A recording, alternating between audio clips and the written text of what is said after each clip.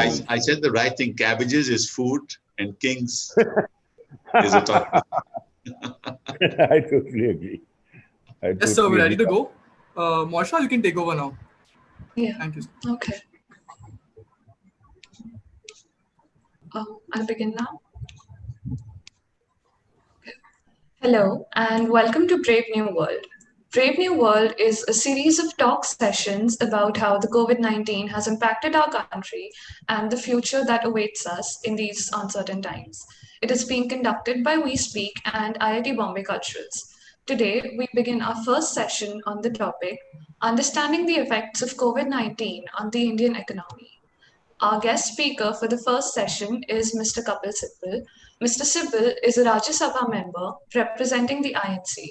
He has served various ministries such as the Ministry of Science and Technology, the Ministry of Human Resource Development, the Ministry of Communications and IT, and the Ministry of Law and Justice under the UPA government.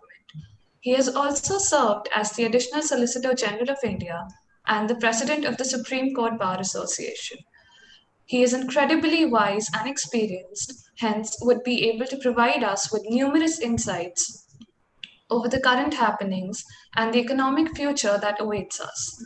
For moderating the session and helping us have a more diverse discussion to provide a better knowledge of the current situation, we will have with us Mr. Abhigyan Prakash. He is the senior editorial consultant and the national affairs expert of ABP News and a columnist. The uniqueness in his ability to question stalwarts from diverse fields and his experience in interviewing various renowned personalities will be instrumental for the session today.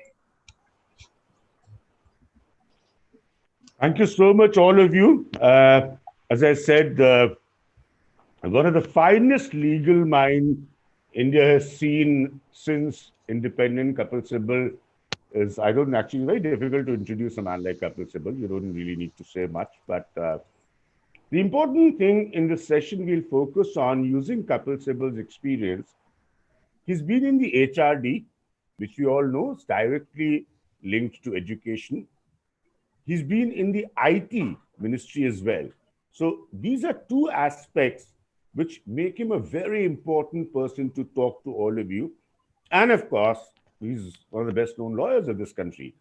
So in a post-corona situation, I think there'll be a lot more light than he can put on some very serious issues. Kapil Sibal, thank you so much for joining me on behalf of IIT Bombay. Really privileged to have you.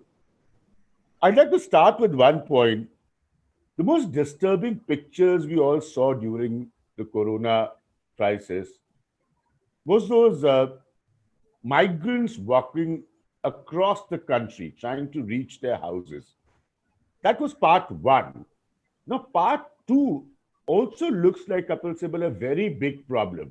How do they get back to work, and will they, once they get back, ever get work? That's something that I'm not seeing any answer coming from the government yet.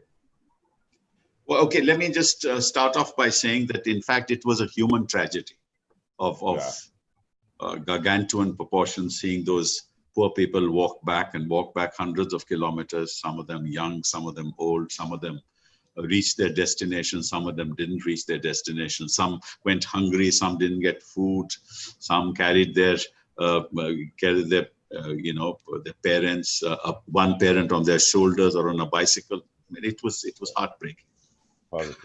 And of course, the aftermath of all that is that they went back home, and when they reached home, they didn't get employment there even. So they lost out at both ends. So let me answer the first question first.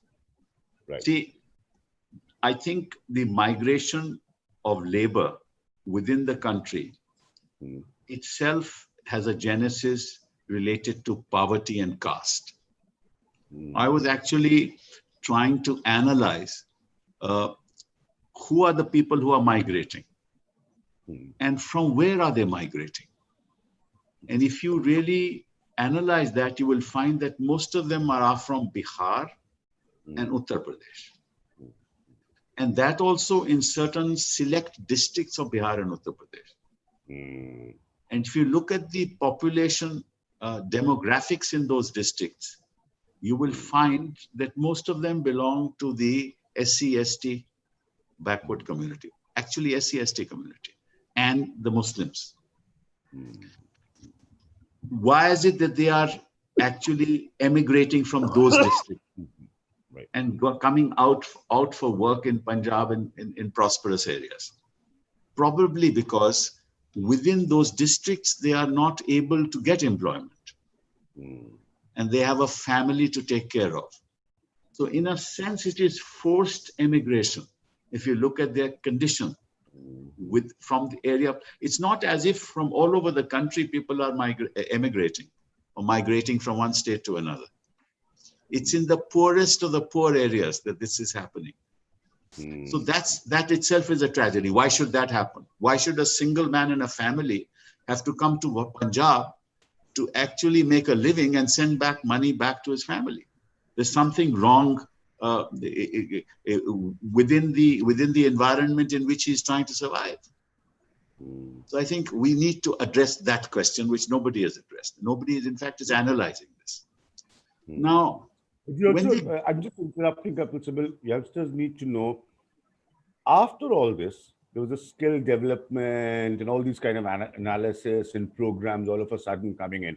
And I even questioned in my columns then, why wasn't this earlier done? You're raising such a valid point that if you think that these people have certain skill which could have provided their employment in their own states, in those areas of UP, Bihar, particularly Eastern UP, from where the chief minister comes and has the lowest per capita, also lowest agri per capita. Why wasn't these skill development programs, Kapil Sibal, ever put in place earlier? Why was there a situation in the first place for them to move from there, as you very rightly mentioned? Again, this is all related to poverty and poverty-related issues. The question is that the levels of poverty in India are so staggering that and the levels and education has not reached everywhere. The question of skill development doesn't arise. If you really go around the country, you will find that despite the Right to Education Act, in many areas in the country, there are no teachers to teach the children with a student-teacher ratio of 90:1. No, when this government came to power, of course, you see the GER, that is the gross enrollment ratio of kids going from class 12 to the university, was about 12.6 when I took over in 2009. And by the time I left, it became about 26%. Right? That is 26% of those coming out of high school were going into university by the time 2014 came and we were no longer in power. Right? So we wanted, first of all, to make sure that enough number of students go into the university, because that's the university where the wealth of ideas is created. See, IIT Bombay and IIT, these are all isolated oases in this desert of ignorance, in a sense. IIT Bombay, you agree? You're all in isolated oases, as Kapil Sibal, with his experience, says, former HRD Minister of India. Oh, that's extremely flattering to hear, honestly. But it's true. That's no. In fact, you should not be flattered. I'm sorry to say, you should not be flattered. You are privileged people, and a privileged person should be thankful. Should be thankful of being where he or she is, right? And pray to God that when you rise in your profession, you look out for those who never got these opportunities. Yes, sir. Right. That's what you should take away from this great institution. Yeah. I am very fond of IIT Bombay because I've done a lot of projects in IIT Bombay. In fact, Abhigyan, you might remember, I launched what is called the Akash tablet when I was HRD minister. Right. It was seated in IIT Bombay. Yes. There was a special team working for it, and had that project gone forward, a lot of the problems that students are facing today, they would not have faced. But along with that, as IIT minister, telecom minister and IIT minister, I also started what is called a NOFEN, National Optical Fiber Network, called NOFEN, by which I committed to connect 250,000 gram panchayats. Government committed to connect 250,000 gram panchayats with the fiber optic network and with last mile connectivity. And we was to complete that project by 2018, I think. right? Now, they changed the name to BharatNet when they came to power in 2014. And at the moment, only 114,000 villages, Gram Panchayats have been connected. And the last mile, and we are in 2020. Now, it takes 11 years. I mean, how does it take 11 years to complete such projects? See, you have to have, the nation needs to have its priorities right. And our children are our priorities. Yeah. Education is a priority in this country. And while we raised the investment in education at 4.2% of GDP, when it came to this government, it is less than 3% today. And they have a new education policy, whereas their track record is that they invest less in education than we've ever done. Interesting. Kapil Sibal, also coming back, and these youngsters want to know about the manpower shortage. From what we started, and as you rightly mentioned, human tragedy. Now, if that leads to a massive manpower shortage, both in formal and informal sector, how does India handle it? Because we all know there's such a huge unorganized sector that operates in India. 90%. 10% is the formal sector, 90% is unorganized. Exactly. And there are about 56 million jobs lost in the manufacturing sector. There are 54 million jobs lost in the construction industry. There are about 8 million jobs lost in retail. There are 20 crores, 206 million jobs lost in agriculture. Yeah. That's the kind of... There are companies, I'm seeing this research, there are companies like unicorn startups which have lost their valuations completely, in a way decimated during this period, because obviously it was Corona situation, but also there was no preparedness to deal with the pandemic. Correct. And that's true. There were 21 unicorns. You know that the unicorn must have a investment of $1 billion. So there were 21 unicorns in this country. And they've all, some of them are facing very real problems. The question is today, there is no roadmap for the future in this country. No roadmap is provided. You only have statements. You only have people, giving out statements of rosy picture that's going to happen tomorrow. But there's no roadmap of what the reality on the ground is. And you talk about these, you ask the question as to how these people are going to go back to Punjab. Many of them will not go back because they don't know what's going to happen next to them. But sadly, Kapil Sibal, I don't see them having looked at UP for over 2 decades now. I don't see them having much opportunities in Uttar Pradesh itself. As I said, Eastern Uttar Pradesh, the most populated, has the lowest per capita, both with agricultural labor and non-agricultural labor. So the problem is, at the end of the day, we don't even know whether they'll actually end up getting any work. And if that doesn't happen for the next 6 months, we could see a serious social chaos. And that is where the real worry for every government is. Yeah, we'll have a problem of hunger and poverty of proportions that we have never seen before. And this is one of the, this is what I really fear as to what's going to happen to those people who can't come back to work, even though the railways, and I congratulate the railways, they are trying to sort of, persuading them to come back to states like Punjab and other areas. But people are not coming. Only 30 to 40% are trying to come back. And then, of course, you have the 15-day quarantine period. So when you go back, and then you have restrictions in the manufacturing units and other units where you because of social distancing, the same kind of nature of work and manner of work, that also is going to change. So I don't know how people are going to adapt to this and how companies are going to adapt to this. And there's no roadmap for the future. In the multiple key portfolios, Kapil Sibal, you've had in the government of India, as I said, you have a rare experience from HRD to IT. How can these institutions help? Now, one way we talk the language of Startup India, okay, and that's or Digital India. These are popular jargons being used today. How can an IITs or the IIMs, you work with IIT Bombay, as you just said, how could they help? Because at the end of the day, at some level, they will have to come down to create structures where even those who are non-IITians find a job through their ideas. The problem is, you're moving from the real world to the judicial world. from the physical world to the digital world. Now, unless you have the digital infrastructure in place, you can't help much.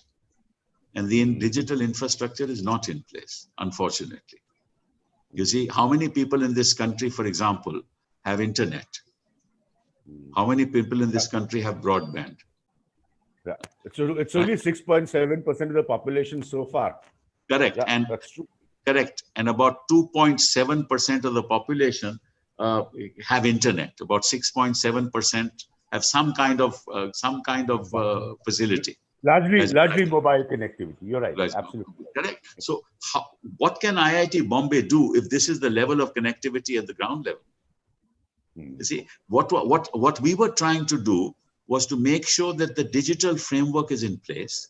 Once the digital framework is in place and you have a computer or a tablet in the hands of children, the world is in their hands.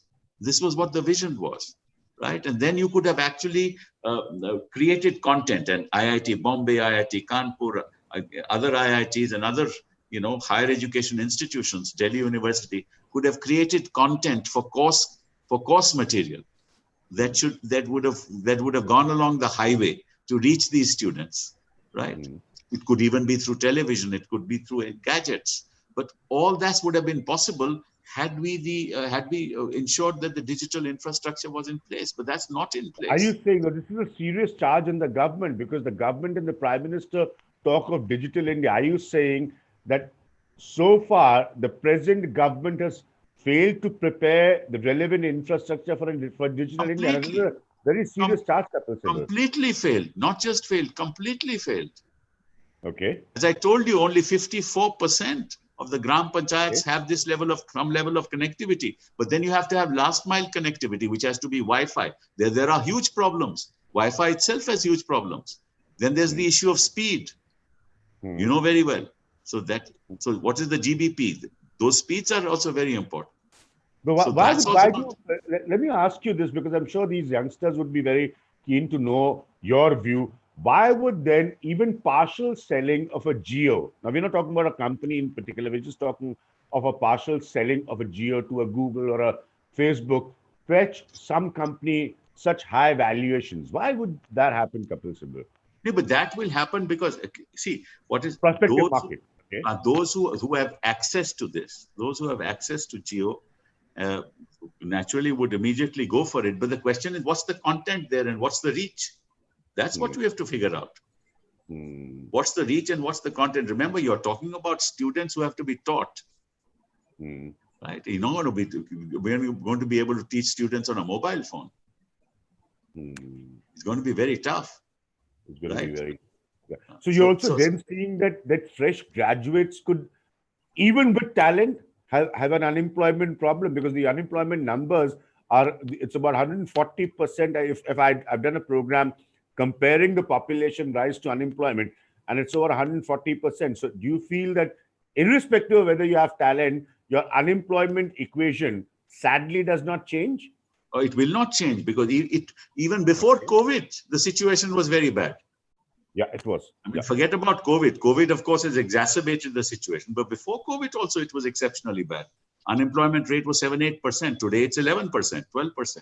And at one stage, it had gone up to 28% after COVID. So when people with PhDs are asking for jobs to become peons. That's what was happening in Uttar Pradesh when advertisements, and this is before COVID. Yeah. So you have a very, very serious situation of unemployment. As I gave you the numbers, that the manufacturing industry has lost about 57 million jobs.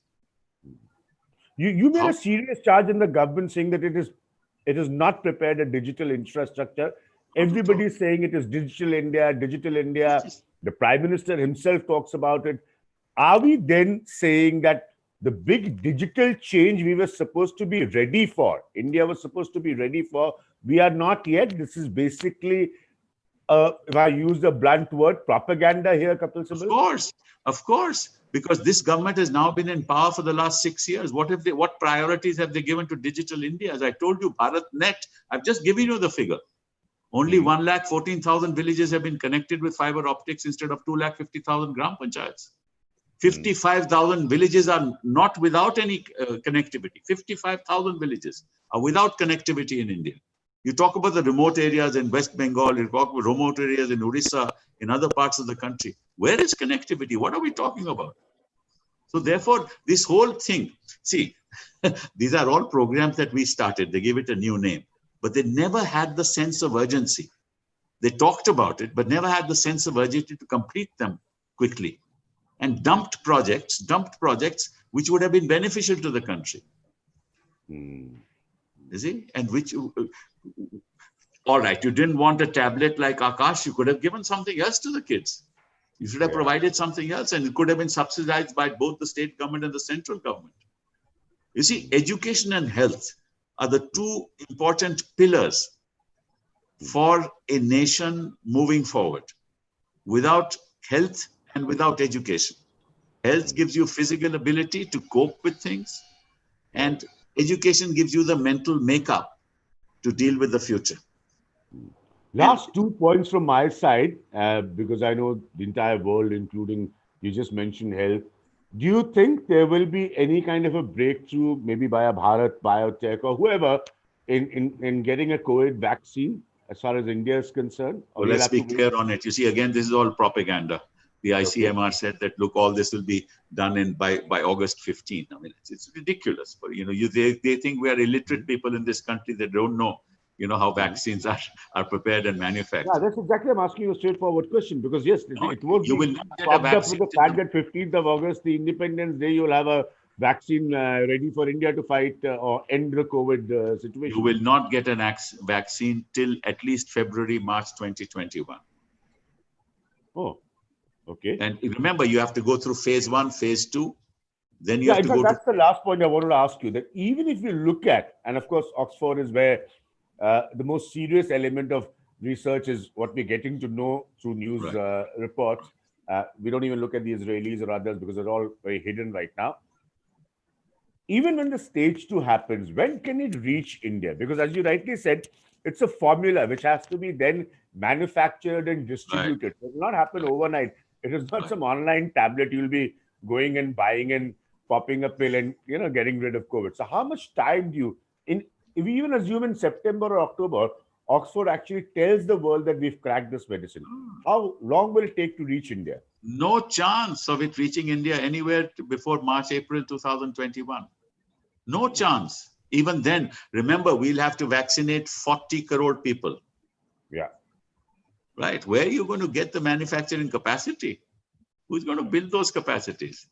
We don't even have the wherewithal to do that. So let's just not fool ourselves. You see, the problem in this country is we go by bhashans. We go by statements and we believe what we hear. While on the ground, the reality is just the other way, unfortunately. But that's what it is.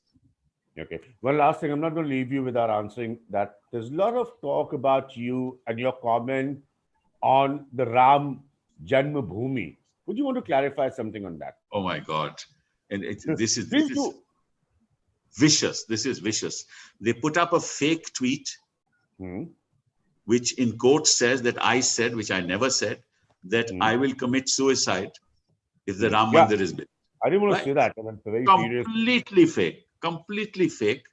Okay. The Bhakts now made it viral, and they now put photographs on my Twitter account with me hanging from a rope, and every other tweet says that you said this, why are you not dying? Why have you not committed suicide?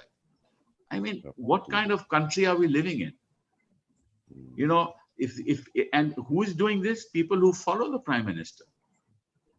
People who this is a factory. We are living in a digital world where these fellows, the Bhakts, have created fake factories. This is manufacturing fake news. These are also factories. And therefore they destroy reputations. They mentally disturb people. And but I didn't want to use the word suicide because that's very serious. That's what they said. And this is now going around, and I'm going to, in fact, issue a statement that if these social media platforms don't take it down, I will have to prosecute them. But this is unfortunate. To these to these bright youngsters of the IIT. Okay, now your time. You have to ask all Thank the you, sir. sharpest questions to one of the sharpest minds I have known. Please go ahead. Thank you, sir. Mr. Sibal, the few questions we have are, so India spends 0.7% of its GDP in research and development, which is least when you compare it to the other BRICS nations. Do you Right. believe that since we urgently need a vaccine, and since you just mentioned that it's going to take a lot of time, is there a likelihood that the investments in research and development, particularly in public universities, are going to increase? I doubt it very much. In fact, now, of course, with the new education policy, they've set up a research foundation where Yes, on the sir. basis of that in higher education, in every institute of higher education, there'll be an innovation and research center. This is what is envisaged in the new NEP. But look at their allocations on education over the years. In fact, we reached 4.2% of GDP during our time, and it's come down to 2.8%. So their commitment to investment in education has been declining, and they talk about research and increasing investment in research. See, they don't have the money today. Quite apart from that, even if, for example, they sometimes, failures make you wiser. Assuming that they have become wise, the question is, where's the money going to come from? You see? Okay. And Yes, remember, sir. the US spends $240 billion annually on research. $240 billion. That's a Right? lot. And what do they do? Yes. There is public funding of private universities. Yeah. Of private universities. Yes, And sir. then you have a public-private partnership in those universities. And then a huge amount of venture capitalists come in. And when an idea is seeded, then to take it forward, these venture capitalists then put in more money. And that's how innovation has happened in the United States of America. And that's why it is the wealthiest country in terms of ideas in the world. We Yes, have sir. never catered to that. When I was science and technology minister, I kept on telling even my own government that if you want to be a nation which will be recognized in the world, you have to create ideas. And ideas are the real wealth of the nation, not output from industry. That's only on paper, but it's the Yes, sir. wealth of ideas that creates a wealthy nation. And nobody is really, this government has completely, I think in I'll fact, endorse. I totally endorse what Kapil Sibal is saying. Just a quick 20-second. I recently visited, and all you youngsters should know, the Agriculture Institute in Delhi, and it was a pleasant surprise. What a good job the agriculture scientists are doing. In fact, they have various formulas on which I did my show on how, even with less land, a farmer can earn much more. But the problem is that those formulas don't reach the farmers. So absolutely. what Now, let me Kapil give is you, saying is so yeah, true. let me give you another little snippet, give you something that I need to inform the young people here. See, China's output per acre is 3 times more than ours, 3 to Yeah. 4 times more than ours. Okay. Now, the rice is the most water consuming crop in the world. Right. Yes, sir. You grow rice, right? Yeah. And Yes, what sir. do you use? You use potable water. So all the water that people need for drinking purposes is used for growing rice.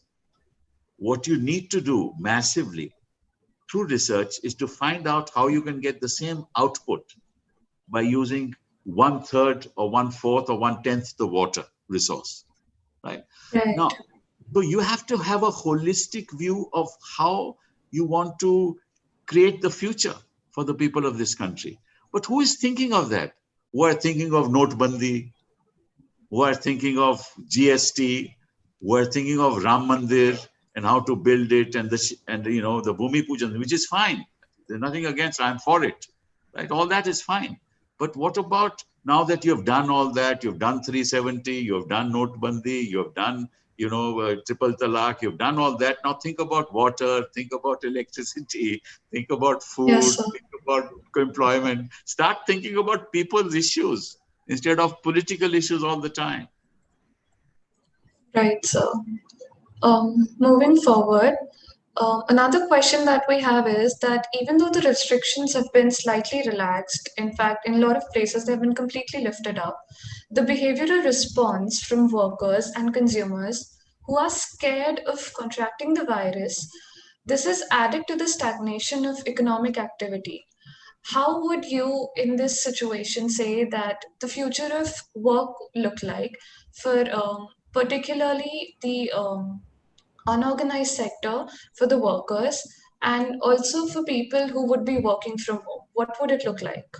Well, it's very bleak, quite frankly. In terms of the unorganized sector, the future is very bleak. One, they don't have the wherewithal, they don't have employment opportunities. And this is going to take at least a year, year and a half to go to levels that were existing prior to COVID-19. Right. And to allow for free movement. And once we have the vaccine in place, of course, everything will change. But that itself will take, as I told you, not before March to July 2021. As far as companies are concerned and corporate work is concerned, yes, they can reconfigure their work ethics, and many people can work from home.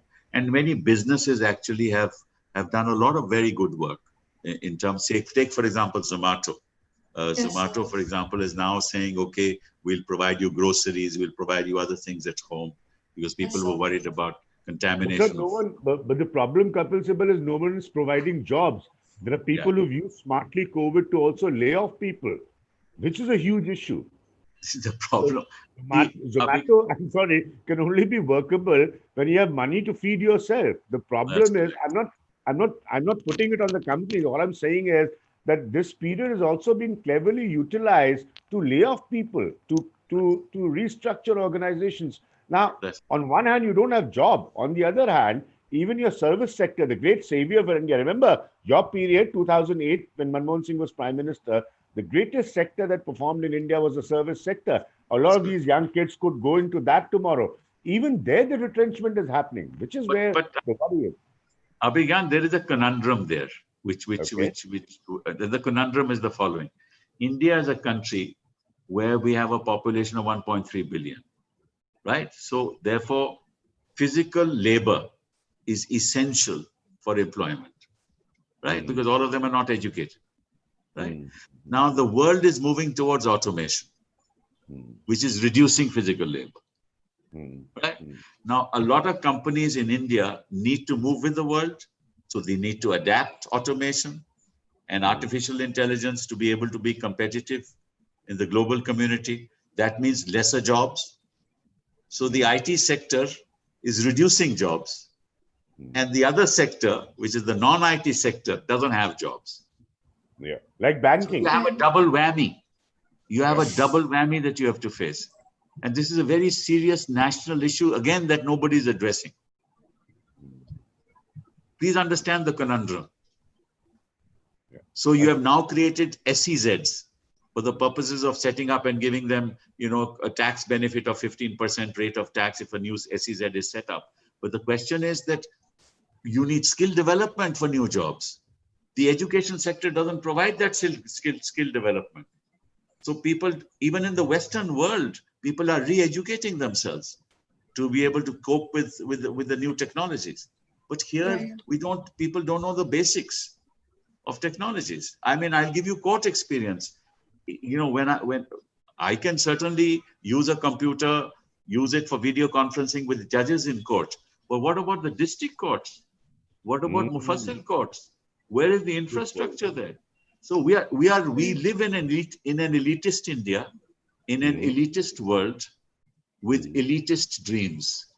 Where the real India. There's no idea of Bharat. I know it sounds very cliched, very old. Yeah, but the real world, the real India, the divide is becoming bigger. And the digital divide even bigger. Please go ahead. Any questions more, please? Yes, sir. So also, there have been a lot of predictions saying that India would go into a recession, an economic recession, which would largely again affect the sector, affect the industry. And in this case, the economy is going to reach a lowest point sooner or later. what do you think? Is it going to be before the COVID-19 or during as the pandemic is happening? Is it going to happen now or is Oh, it yes. going to happen after? No, it's happening. We see it, in fact, that this year's growth rate would be negative. So you're going to Right. have a very big problem. And of course, I think the impact of this particular year will be felt in the next financial year. Of course, the industry is coming, is reviving to the extent of 25, 30 to 40%. But I don't think it'll be on track for a long time to come. So it's going to have its reverberations on the economy.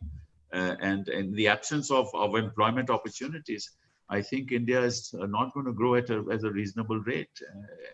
And we're going to, I personally think recession is on. Right. Okay. Okay. Another thing, sir, is that there is a reasonable amount of uncertainty regarding the pandemic and the curve and the number of cases and everything that's surrounding it.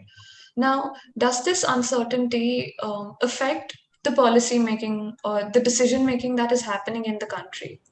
But that's a If global issue. Young lady, okay, that's a global issue because I think there's uncertainty all over the world. Yeah. right. Things are uncertain in the US. Things are uncertain in the UK. In fact, in some countries, the pandemic is in fact raising its head again. So we don't know. I mean, I don't think even an expert can tell you what's going to happen tomorrow. No, what Right. is happening today is, remember, when the lockdown was ordered, the pandemic was concentrated in urban centers. Why Yes. was it Yeah. concentrated in urban centers? That's where flights landed, international flights landed. So all those people who were infected came into India, right? And of course, the lockdown was done on the 24th of March. And why 24th of March? That is also a reason for it, because at that time they were trying to topple the Madhya Pradesh government. And there was a Supreme Court hearing on the 24th of March for the purposes of rendering a judgment on that. And they wanted to delay till the Supreme Court hearing because had the judgment not come, they wouldn't have been able to hold a session to bring down the government. So in fact, on the 24th, the judgment came, and on 24th evening, the Prime Minister announced the lockdown. So I'm just giving you some inside information as to why the lockdown was on the 24th of March. Yeah, let me quickly. This is Kapil Sibal. No problems with that. Kapil Sibal, the senior Congress politician.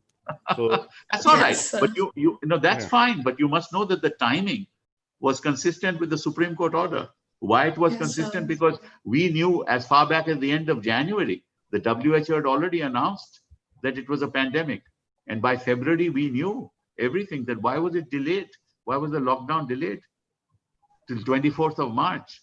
I mean, I'm not talking as a congressman. I'm just trying to see, IIT Bombay knows how to deal with numbers. They know how to put, you know, 2 and 2 together makes 4. I'm only Yes. saying 2 and 2 makes 4. Not as a congressman, but Right, just sir. giving you an insight as to how things happen in this country. But be that as it may, what was the question? Sorry, you asked. So I was asking about Her question essentially was, I mean, how do you look forward from here? As you pointed out that the economic situation is, you already said there is recession. So that's what I think the No, young she lady was saying, are we unsure? No, the question was, yeah, how yes, sure sir. are we Globally, as to we'll what's react going to to it. happen tomorrow? Or how is it going to affect the Yeah, and policy? the answer is, I have no idea. I don't think any expert in this country has an idea. What is happening now is originally it was in the urban centers. But when these people went back from the urban areas because they were in these shelters in the urban areas, they got infected while they were here in these shelters. When they went Right. back to the villages, now the pandemic has moved from the urban areas to the rural areas. To what extent it will spread, I don't know. I don't think experts know. That's the answer to your question. Okay. So this is slightly off topic, but we would love to get your opinion on this.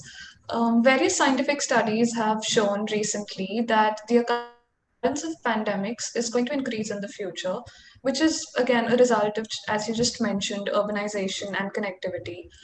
And if we consider the COVID-19 crisis as a primer for pandemics that are going to happen in the future, would you say that India would be, as a whole, as a country, better prepared to handle the problems that we would be facing in the future? I don't know what kind of disasters we're going to have to face in the years to come. Because as you know, with global warming and climate change, the nature and the Right, quality sir. of disasters will be pretty diverse. You will have unseasonal rains, you may have floods, you may have another tsunami, you may have earthquakes, you may have outbreaks, health outbreaks because of global warming, because of microbial activity. So new species of diseases, all that I cannot say, I cannot predict. But the question is that we have what is all called the Disaster Management Act, right, in this country. Sir. Right. And that Disaster Management Act was not even put into practice when this pandemic, when the nation faced this pandemic.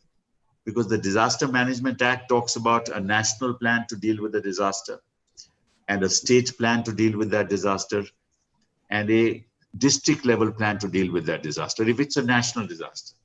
Remember, you had those landslides in Uttarakhand.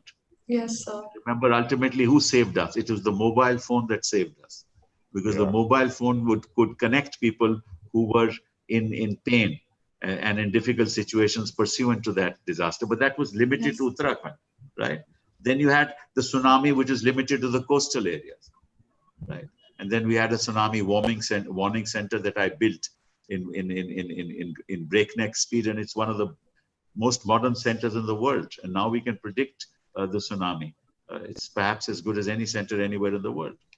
So what we need to do is, again, that's a matter of research. What are the likely possibilities of the kinds of disasters that this country will face? That requires several research teams to look at different areas and predict as to what kind of disasters can take place and what kind of preemptive steps we can take at this point in time to deal with those disasters under the National Disaster Management Act. And we should have, it's like a warfare, okay? We need to have a drill. We need to have a drill, right? We need to say that, look, in this scenario, this is what we will do. In this scenario, this is what we do when we are prepared for war, right? Now we have exploited nature, and the nature is going to come back at us, right? As you know, third law of motion. Any more questions? I'm so happy to answer all of you, but I want to bring one side of Kapil Sibal before I let him go. And all of you in IIT Bombay must know also about Kapil Sibal, the poet. He's a busy man, but I know he scribbles. He's known for doing that in long flights. He's also published poetry. So I know, because don't get so disheartened. The future is in your hands. And I would love, Kapil Sibal, for you to share a little gem of your writing with these youngsters. Okay, I'll do that. But before I do that, let me make my point complete. See, I know these youngsters, as you said, they have a quintessential image of a politician, and which is not very happy, to be honest. So I would want to bring across to them somebody like you, who they would also want to know on the other side about being India's top lawyer, politician, because you're not the politician type. No, I'm a professional. I'm an accidental politician. I'm not a politician. That's a wonderful term, sir. But the young people should also know that not only have I published 2 books of English poetry, but I've also written lyrics for Bollywood.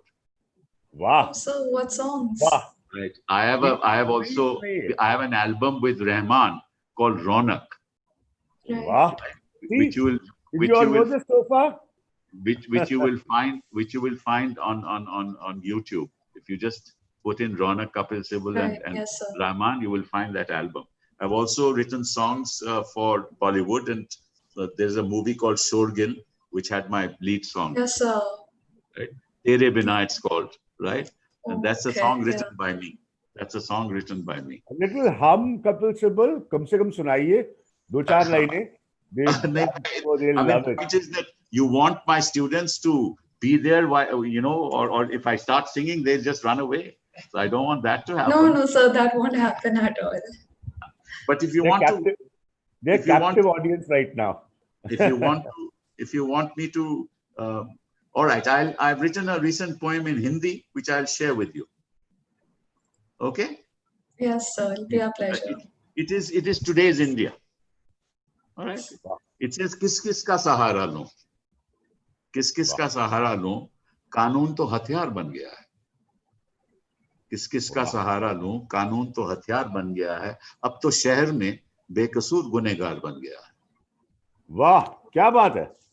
अब तो शहर में बेकसूर गुनहगार बन गया है. कानून तो हथियार बन गया है. बेफिक्र होकर चल रहा था, बेफिक्र होकर घर की सड़क पे मैं चल रहा था, बेफिक्र होकर घर की सड़क पे मैं. उसी सड़क पे हिंसा एक त्योहार बन गया है. वाह. उसी सड़क पे हिंसा एक त्योहार बन गया है. हिफाजत करने वाले भीड़ में खोए दिखे. हिफाजत करने वाले भीड़ में खोए दिखे. उनमें से कुछ ऐसे हैं, कुछ ऐसे भी हैं जो साहूकार बन गए हैं. वाह. इंसाफ कैसे मिले मुझे, इस बात पे तू गौर कर. इंसाफ कैसे मिले मुझे, इस बात पे तू गौर कर. गवाह मुकर के सरकारी पैरोकार बन गया है. वाह. Amazing, sir. खौफ में गुजर जाएगा कब्र तक रास्ता मेरा. खौफ is, you know, in Urdu means fear. Yes, sir. तो खौफ में गुजर जाएगा कब्र तक रास्ता मेरा. तेरी नजर में मासूम भी शैतान बन गया. This is my India. Let me read you. I'll read you another one. Yes, sir. Absolutely. Okay, I'll read you another one. And it's about God. It says, खुदाया बता तू कहाँ खो गया. खुदाया बता तू कहाँ खो गया तू. नजरों में बैठा हुआ रूबरू तू. फिर भी मैं पूछूं ये फासला क्यों. खुदाया बता तू कहाँ खो गया तू. This is a poor man asking God, where are you? Where are you? Why are you so far away from me? कहाँ खो गया तू. रंगों की होली बदौलत तेरी. रंगों की होली बदौलत तेरी. खून की क्यों बहती हैं खून की नदियां यहीं. रंगों की होली बदौलत तेरी. क्यों बहती हैं खून की नदियां यहीं. अंधेरे में मुझको है आदत नहीं. ढूंढता हूं अब भी तेरी रोशनी. खुदाया बता तू कहाँ खो गया. तू ही है शामिल हर खुशी में मेरी. तू ही है शामिल हर खुशी में मेरी. उलझनों में भी राह ढूंढूं तेरी. उलझनों में भी राह ढूंढूं तेरी. क्या ऐसे कटेगी ये मेरी जिंदगी. मेरा होके भी तू रहा अजनबी. खुदा बता तू कहाँ खो गया तू. इस जहां में तेरे हैं नाम कई. इस जहां में तेरे हैं नाम कई. उन्हीं से जुड़े कत्लेआम कई. इस जहां में तेरे हैं नाम कई. उन्हीं से जुड़े कत्लेआम कई. हर दिल के सागर में बैठा है तू. हर दिल के सागर में बैठा है तू. तू अमृत किसी का तेजाब है तू. तू अमृत किसी का तेजाब है तू. खुदाया बता तू कहाँ खो गया तू. नजरों में बैठा हुआ रूबरू. वाह. Any last words to this wonderful. मजा आया आप लोगों को सुन के कपिल साहब को. काफी. Yes, sir. Definitely. I didn't tell him this, but I thought that I want to bring Kapil Sibal, the poet, out because all other avatars are known. This one was slightly, I thought, maybe unknown to all you youngsters. Sir, some last words for these wonderful young kids. Look. Yes, sir. Look, the future in the country is in the hands of young people. Young people must go out and change India. Change India means commit to the future of India. Commitment to the future of India means not commitment to yourself, but commitment to others. Because unless you commit yourself to others, the future will not be bright for the nation. You are at the cusp of history, where the change that you bring will see India be recognized in the world, not as a great power, but a great nation. Wonderful. Very Thank you so much, sir. Thank you, Kapilji. Thank you so much. I hope all of you have enjoyed him. Very We have, serious sir. topic. Some. I know reality hurts, it bites. Some issues of darkness, but trust me, there's a lot of brightness ahead still. Yes, Thank you sir. so much, IIT Bombay. Thank you. Thank you. Thank you for being here, sir. We All the thank best. you for God taking bless your you. time. God bless you. All the Thank best. you, sir. Thank you so much, sir. We also thank you for the opinions you've shared with us and the information you've provided us with today. Thank you so much. Thank you. Bye-bye. Bye.